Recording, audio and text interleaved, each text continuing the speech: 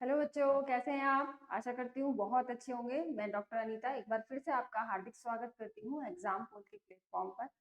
जैसा कि बच्चों आपने कल से सुन ही लिया होगा और हमारे एग्जाम पोर्ट के जितने भी सभी टीचर्स हैं सबने आपको एक एक करके अपने अपने सब्जेक्ट के साथ आपको ये भी बता दिया होगा कि हमारी सीबीएसई यानी 12th बोर्ड की मार्कशीट निकाल दी है और जिसमें अब आपको एक्साइटमेंट और प्लस टेंशन दोनों चीजें हो रही होंगी। एक तो एक्साइटमेंट कि जल्दी से जल्दी पेपर खत्म हो जाए और टेंशन कि कब आएगी डेट और कब हमारा पेपर होगा। ठीक है। और टेंशन इस बात की भी कि हमारा सिलेबस अभी तक पूरा नहीं हुआ है। काफी बच्चों ने कर लिया होगा और कुछ बच्चे जैसे कि मेरा हमारा जो विषय है हिंदी, उस हिंदी में क्या करते हैं बच्चे सोचते हैं लास्ट के टाइम में पढ़ेंगे। ठीक है। और लास्ट के टाइम में लास्ट के समय के लिए छोड़ के उसको क्या करते हैं फिर बिल्कुल ही नंबर उसके वो लास्ट वाले ही हो जाते हैं सभी विषयों से। तो हमें ये सब ना करते हुए बच्चों, और सबसे अच्छी बात और मजेदार बात यह है कि जो हमारा विषय हिंदी है उसका ही आपका सबसे पहला पेपर है। ठीक है।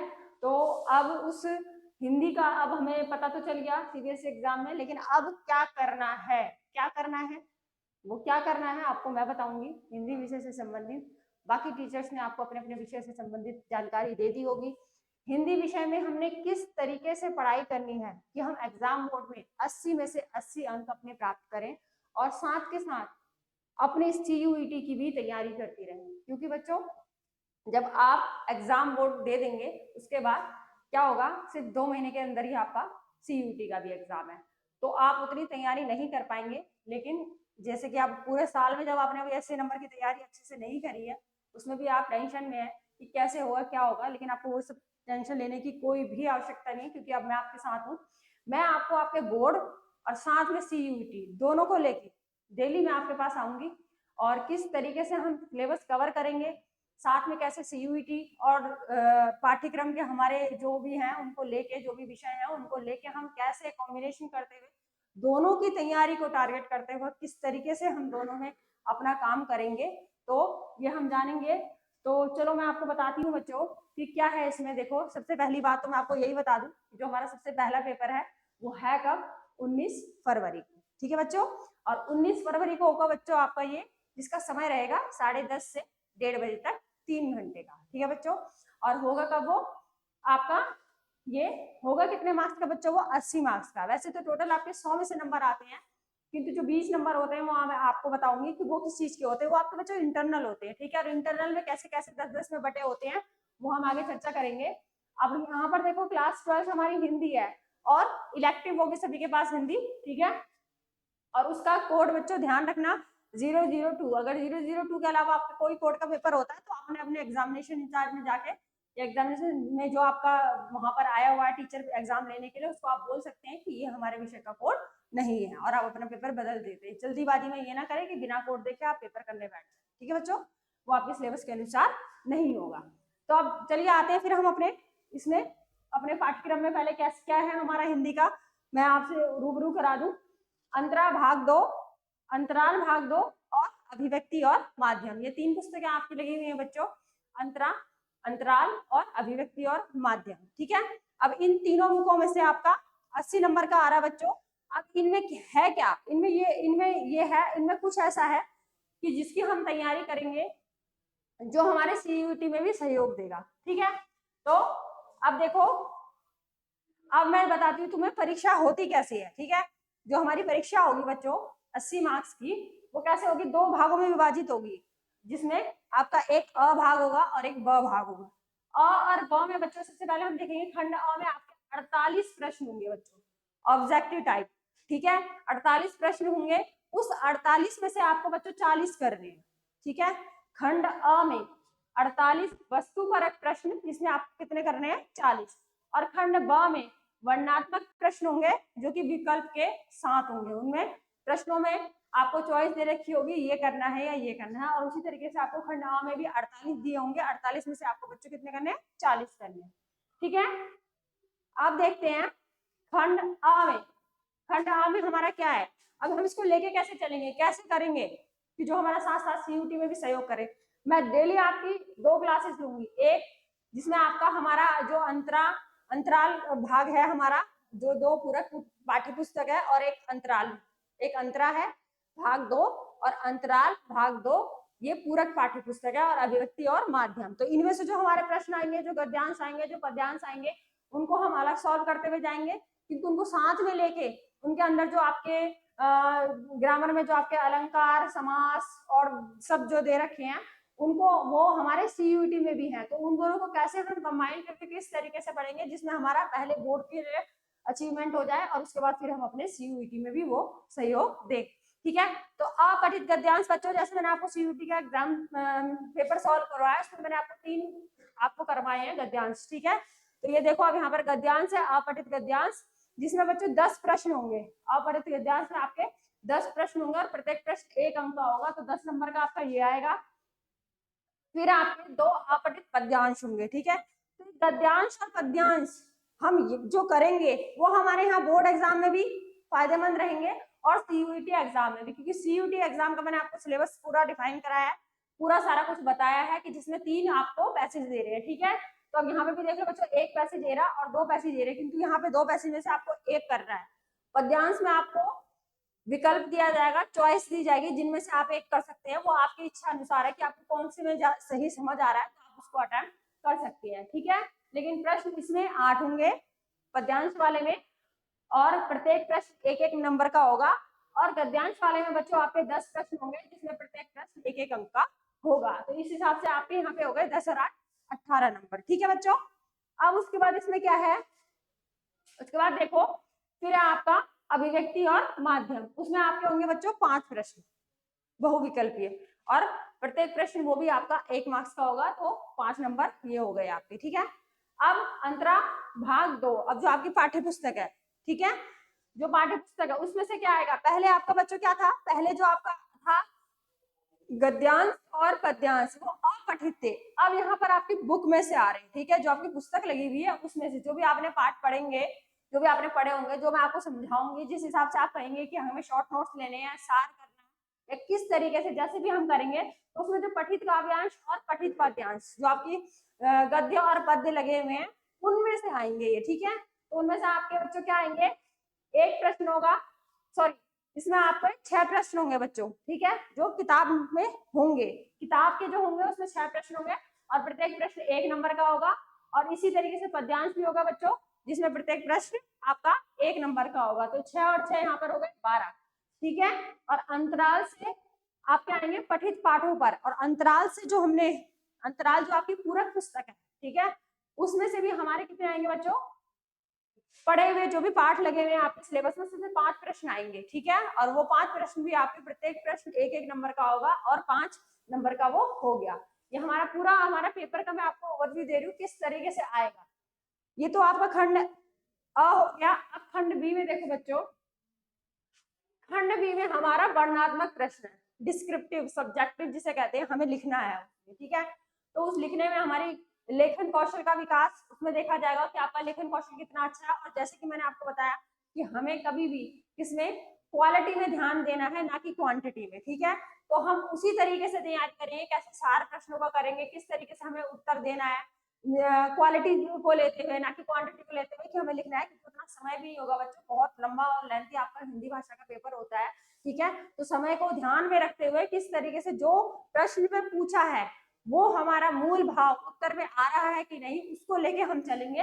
और तो इसमें अभिव्यक्ति और माध्यम आपके 5 अंक के एक प्रश्न होगा।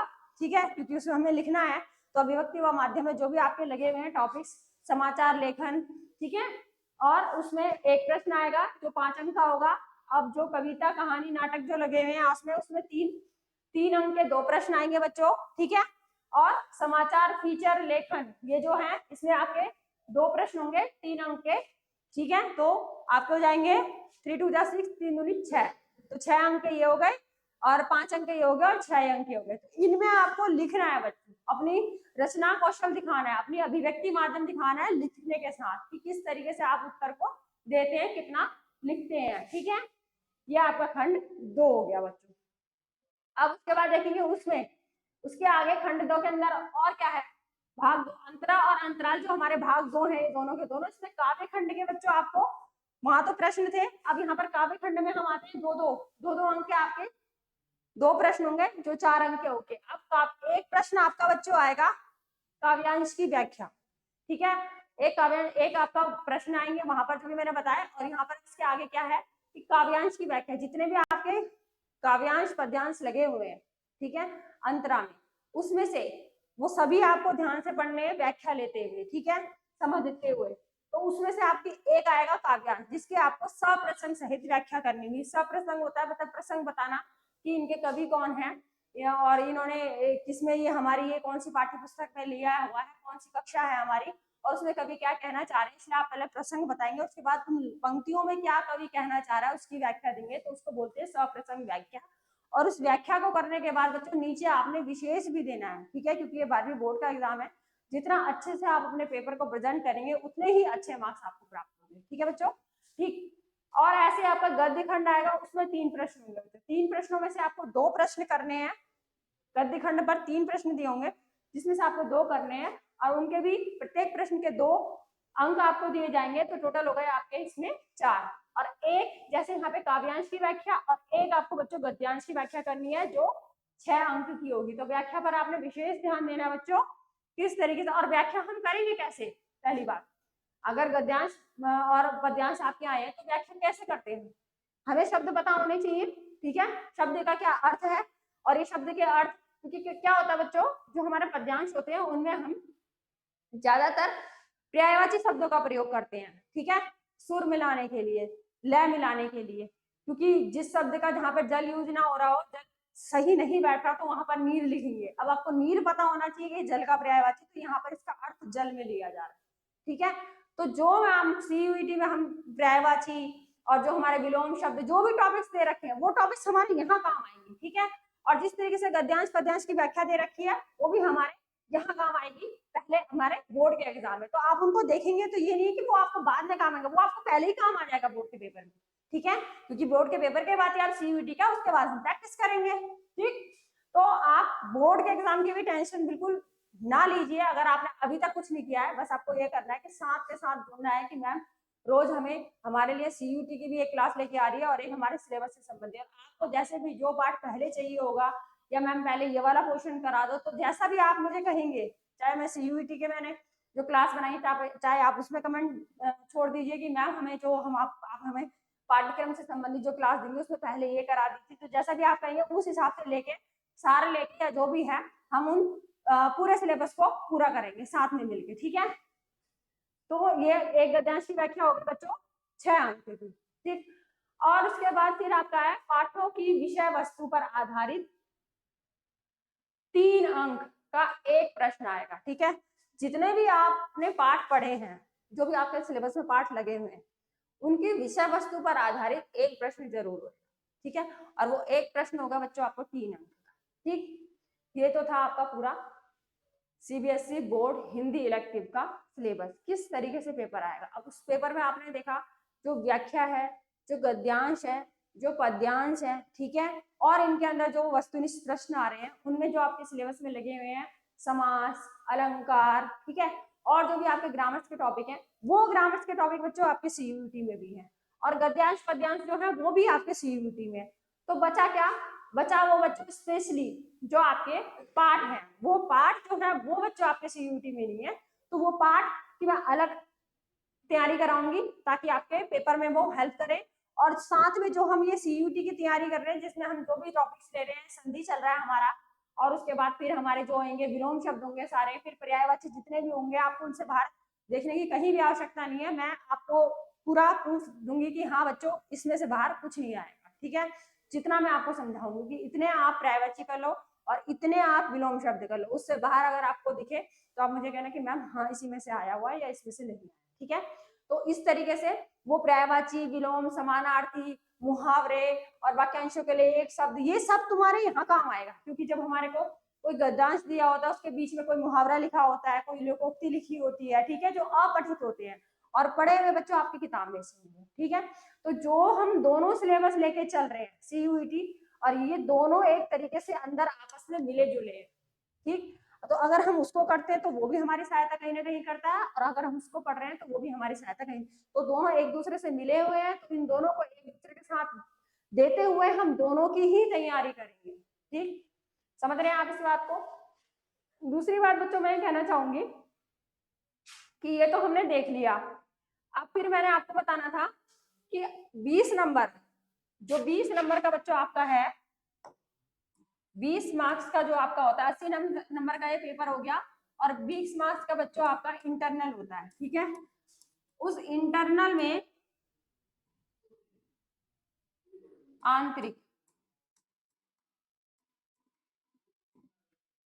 बच्चों, इस इंटरनल में क्या है, इसमें आपके जो 10 मार्क्स है, जो 10 मार्क्स है वो आपके श्रवण वाचन वाचन कौशल के देखे जाएंगे कि आपने किस तरीके से स्कूल में जो भी कुछ पाठों को पढ़ा है क्लास के दौरान, पूरी कक्षा के दौरान, इसमें उसमें 10 नंबर आपके उसमें से दिए जाएंगे श्रवण और वाचन के। ठीक है, ये आपकी आपकी अध्यापिकाएं, आपके क्लास टीचर आपके भेजेंगी मार्क्स बोर्ड में, जहां ये आपके 80 नंबरों के साथ मिलके आपको मिलेंगे। और 10 नंबर बच्चे होंगे आपके परियोजना कार्य के। किसके? परियोजना कार्य। ठीक है बच्चों, तो श्रवण और वाचन 10 मार्क्स हो गया, और 10 मार्क्स आपका हो गया ये परियोजना कार्य। तो इस तरीके से 20 मार्क्स का आपका ये इंटरनल है। ठीक है, और 80 मार्क्स का मैंने अभी आपको आपका पेपर समझाया। ठीक है, तो इस तरीके से आपका 100 मार्क्स की पूरी आपकी हिंदी है जो आएगी। और कैसे आएगी वो आपको मैंने बता दिया, कितने पद्यांश आएंगे, गद्यांश आएंगे, कितने कितने नंबर आएंगे, पाठों में से कितना है। तो ज्यादा आपने जो ओवरव्यू लिया होगा वो ज्यादा ये होगा कि ज्यादा से ज्यादा क्वेश्चन आपका ग्रामर का ही है। ठीक है, जिसमें से आ रहा है, और आपकी क्योंकि अपठित गद्यांश पद्यांश आपके सीयूईटी में भी है और इसमें भी है। ठीक है, और पर्यायवाची शब्द विलोम और ये छंद अलंकार समास, ये आपके बच्चों सीयूईटी में भी है टॉपिक्स, और ये आपके 12वीं के बोर्ड में भी है। ठीक है बच्चों, तो इन दोनों को लेते हुए, और अब मैं एक थोड़ा सा आपको जानकारी दे दूं कि जो आपके पाठ्य पुस्तक है, जो आपकी पाठ्य पुस्तक दे रखी है, कि आप कहीं सारा ना पढ़ें, अपना समय व्यतीत ना करें, क्योंकि जैसे कि अब समय कम है और आपको बिल्कुल मेहनत से लग जाना है साथ के साथ अपनी पढ़ाई करने के लिए। तो आपकी शायद टीचर ने भी बताया हो, किंतु मैं आपको एक बार दोबारा रिमाइंड करा देती हूँ कि इसमें आपके अंतरा जो किताब है, अंतरा किताब में से बच्चों, अंतरा किताब में से ये नोट कर लेंगे आप। ये तो हम नहीं पढ़ेंगे जब हम तैयारी करेंगे सीबीएसई बोर्ड की। तो अंतरा में से क्या क्या हमें नहीं पढ़ना है बच्चों, एक तो हमारे ही सूर्यकांत त्रिपाठी निराला, सूर्यकांत त्रिपाठी निराला जी की आपको बच्चों इसमें एक रचना है, वो है आपकी गीत गाने दो।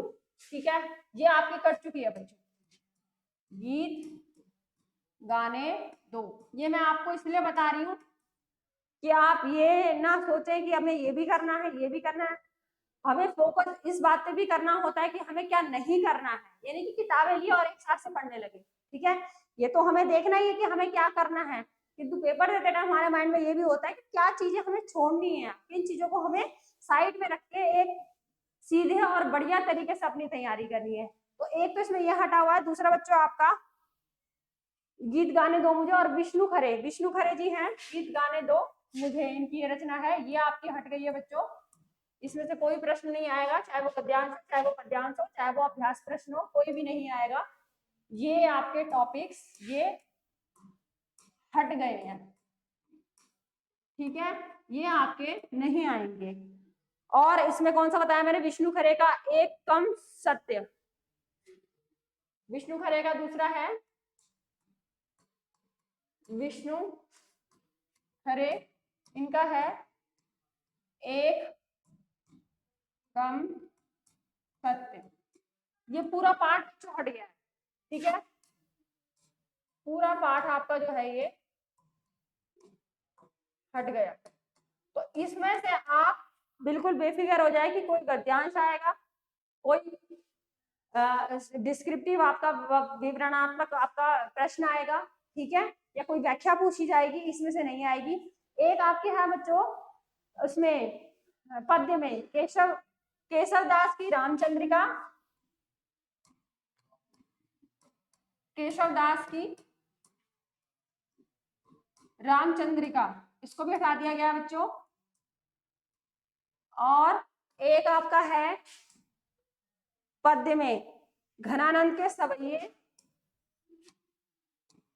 घनानंद, या आप नोट कर लेंगे अच्छे से या अपनी किताब में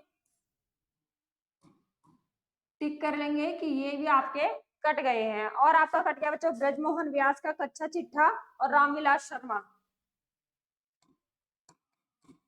ब्रजमोहन व्यास का कच्चा चिट्ठा। और है बच्चों आपका रामविलास शर्मा यथास्मे रोचते विश्वम,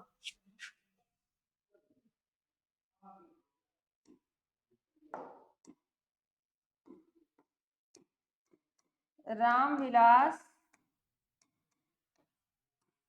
शर्मा का जो पाठ लगा हुआ है यथास्मे,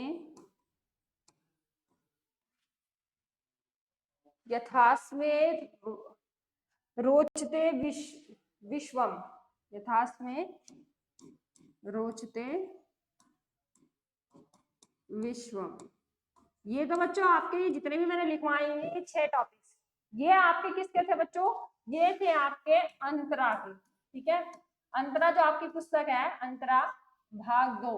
ठीक है, ये आपको बच्चों ये आपको कट गए हैं, ये आपको नहीं पढ़ने। ठीक है, तो नहीं पढ़ने, तो इसमें से आपका ना गद्यांश आएगा, ना काव्यांश आएगा, ना आपके कोई प्रश्न आएंगे, ना व्याख्या आएगी। ठीक है, और एक आपकी दूसरी पुस्तक जो मैंने आपको बताई बच्चों, कौन सी? अंतराल भाग 2। अंतराल भाग 2 जो आपका है बच्चों, उसमें पूरक पाठ्य पुस्तक है वो, उसमें एक हट चुका है बस। अंतराल भाग 2 ये आपके बच्चों पूरक पाठ्य पुस्तक है, पूरक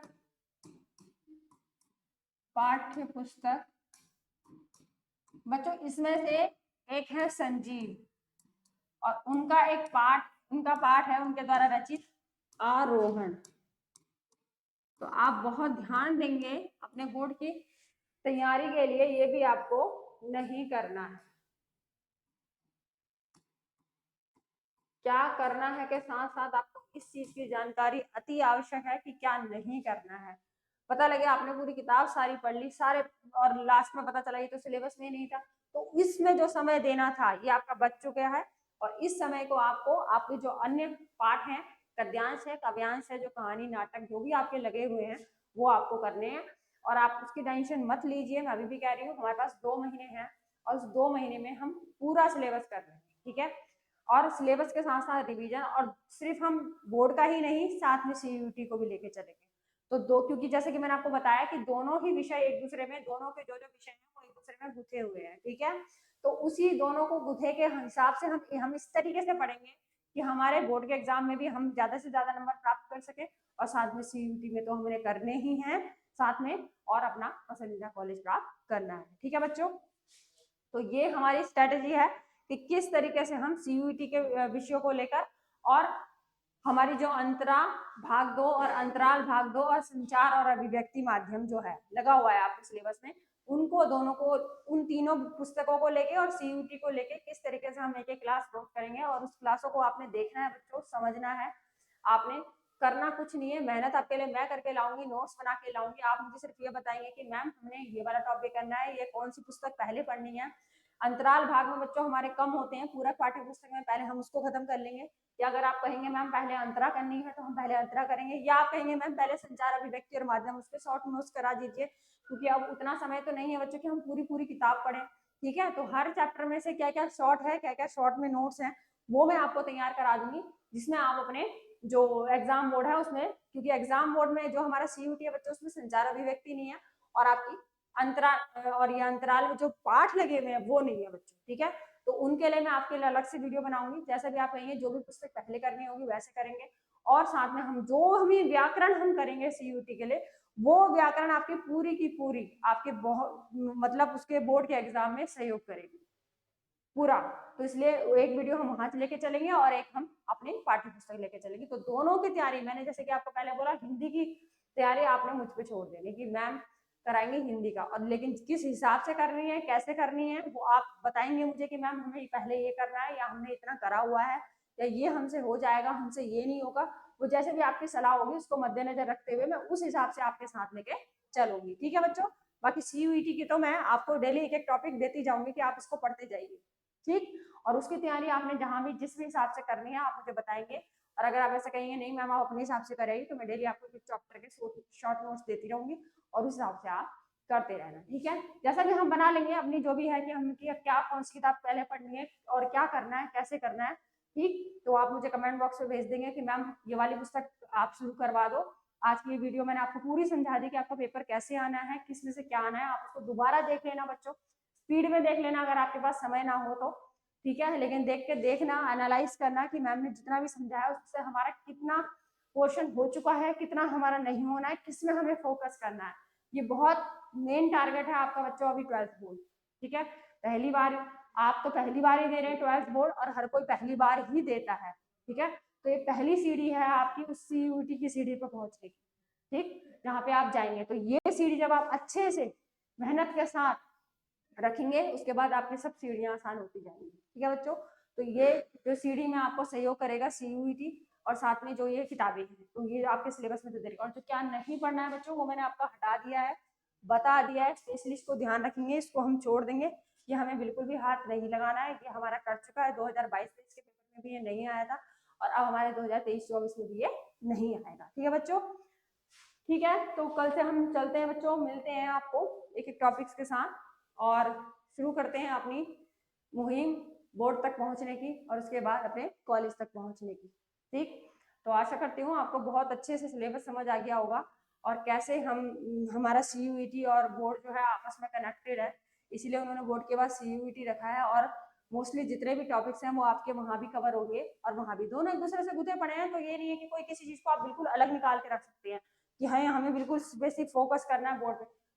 फोकस बोर्ड पे करेंगे तो उसमें आधी आपकी प्रिपरेशन CUET की हो रही है, फोकस CUET में करेंगे तो आधी प्रिपरेशन आपकी कुछ एक जो मैंने बताया कि गद्य पद्य पाठ जो भी रचनाएं आपकी संचार अभिव्यक्ति जो पुस्तक है जो अलग से लगी हुई है वो बच्चों आपके सिर्फ बोर्ड में ही है, बाकी उसको भी हम लेके चलेंगे साथ साथ। और CUET में जितना भी आप पढ़ेंगे वो तो आपके बोर्ड में आना ही आना है। ठीक है। वो कहीं ना कहीं किसी ना किसी तरीके से हेल्प करेगा, पर्यायवाची करेगा आपके गद्यांश पद्यांश को समझने में बच्चों। ठीक है। और बाकी विलोम शब्द हो गए वो भी आपको, उसमें भी अर्थ जब आपको पता होंगे कि इसका विपरीत क्या होता है, इसका क्या पर्याय होता है, संधि जैसे चल रहा है कि कैसे शब्द को तोड़ के, जब संधि आपको पता होगी तो आप, अगर आपको उस शब्द का अर्थ नहीं आ रहा है पद्यांश में कि इसका क्या बन रहा है, उसकी व्याख्या क्या होगी, तो आप उसको शब्द को तोड़ेंगे। और शब्द को तोड़ना कैसे आएगा, जब आप संधि पढ़ेंगे। तो इस तरीके से संधि रिलेट किससे हुई। ठीक है। तो जो भी आपके टॉपिक्स ये दे रखे हैं ये सारे पूरी तरीके से संबंधित है आपके बोर्ड एग्जाम से। तो हम दोनों की तैयारी लेके चलेंगे, मेन एक रास्ता पकड़ेंगे जो हमें दोनों मंजिलों तक पहुंचाएगा। ठीक है बच्चों। तो आशा करती हूँ अब आप कल से मेरे साथ कनेक्ट रहेंगे ऑनलाइन, और फिर साथ में हम पढ़ते हैं, और ये हिंदी का बोर्ड का और CUET का दोनों की तैयारी हम साथ में लेते हुए चलेंगे बच्चों। और आप जो जो आपको मैंने बताया है पार्ट हट गए हैं उनको अपनी बुक में कट कर दीजिएगा कि वो नहीं पढ़ने हैं, और किस तरीके से अब हमने तैयारी करनी है ये भी मैंने आपको बता दिया। और आपका जो विचार और सुझाव होंगे आप मुझे जरूर भेजिएगा, कमेंट्स में भेजिएगा कि मैम ऐसे नहीं ऐसे करा दो, जैसा भी आप कहेंगे मुझे जो सुटेबल रहेगा आपके लिए जो हित में होगा मैं वही करूँ। ठीक है बच्चों। चलती हूँ। नमस्ते। पढ़ते रहना, मुस्कुराते रहना।